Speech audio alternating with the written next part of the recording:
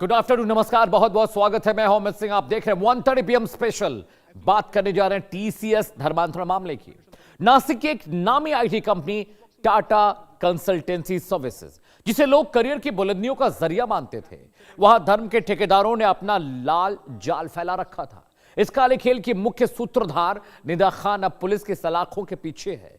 यह गिरफ्तारी उस कन्वर्ट और टॉर्चर सिंडिकेट की हार है जो मासूम महिलाओं की बेबसी का फायदा उठा रहा था। सोचिए, जिस दफ्तर में लड़कियां सुरक्षित महसूस करनी चाहिए थी, वहां उन्हें यौन उत्पीड़न का शिकार बनाया गया। उन्हें मानसिक रूप से इस कदर तोड़ा गया कि वो अपना धर्म बदलने पर मजबूर हो जाएं। निदा खान खुद को कानून के ऊपर समझ रही थी, लेकिन जब उसकी अग्रिम जमानत याचिका खारिज हुई तो खाकी का शिकंजा कस गया। सबसे चौंकाने वाला खुलासा तो तब हुआ, निदा को छुपाने वाला कोई और नहीं था, बल्कि एआईएमआईएम का पार्षद मतीन पटेल निकला। छत्रपति संभाजी नगर में हुई इस गिरफ्तारी ने साफ कर दिया कि इस धर्मांतरण कांड की जड़ें सियासत और कट्टरपंथ के गठजोड़ तक फैली हुई हैं। सवाल है कि क्या मतीन पटेल सिर्फ एक मददगार था या पूरे नेक्सस का मांडव?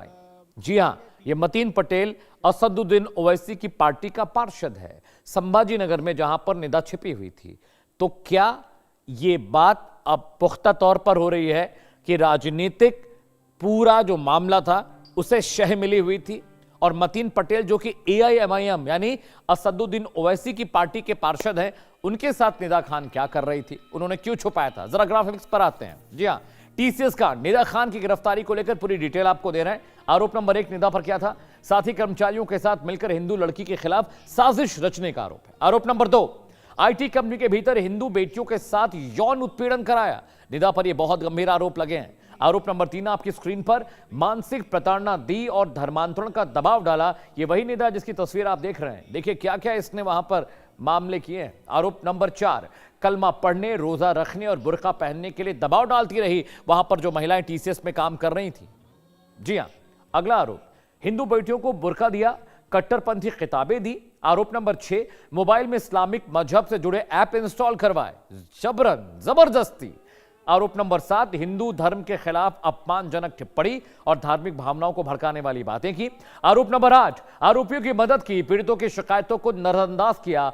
अब यह समझिए, इतने गंभीर आरोप निदा खान पर लगे हैं। 25 दिन की भागम भाग के बाद गिरफ्तारी हुई, इसकी जमानत याचिका खारिज हो गई, उसके बाद संभाजी नगर से पकड़ी गई। असदुद्दीन ओवैसी साहब की पार्टी एआईएमआईएम के पार्षद मतीन पटेल के यहां से इसकी गिरफ्तारी हुई है। तो बड़ा मसला यह है दर्शकों, क्या एआईएमआईएम ने जानबूझकर उनको पनाह दी थी? क्या एआईएम के नेता को पता था कि निदा खान किस मामले में फरार चल रही हैं? पूरे देश में टीसीएस कांड की चर्चा हो रही थी, तो ऐसा तो हो नहीं सकता कि उन्हें इस बात की जानकारी ना रही हो। जी हां, बड़ा सवाल यह भी है कि उन्होंने यह भी कहा कि वो प्रेग्नेंट हैं, इसलिए वो पेश नहीं हो सकती। कोर्ट ने इस बात को भी खारिज किया। इसके अलावा अब उनकी गिरफ्तारी हुई है, अब उनसे बहुत चौंकाने वाले खुलासे होंगे कि आखिरकार वो किसके लिए काम कर रही थी, ये नेक्सस कितना बड़ा था, फंडिंग कहां से हो रही थी, क्या पाकिस्तान और दुबई और मिडिल ईस्ट का कनेक्शन भी इसमें था? क्योंकि बाकी जो 8 गिरफ्तारियां हुई हैं उन्होंने सनसनीखेज खुलासे किए हैं और निदा खान, ये मासूम सी दिख रही महिला, पूरे नेक्सस को वहां पर चला रही थी। जी हां, 25 दिन बाद गिरफ्तार हुई निदा खान। जरा इसकी डिटेल भी आपको देते हैं, कहां छिपी, कैसे पकड़ी गई।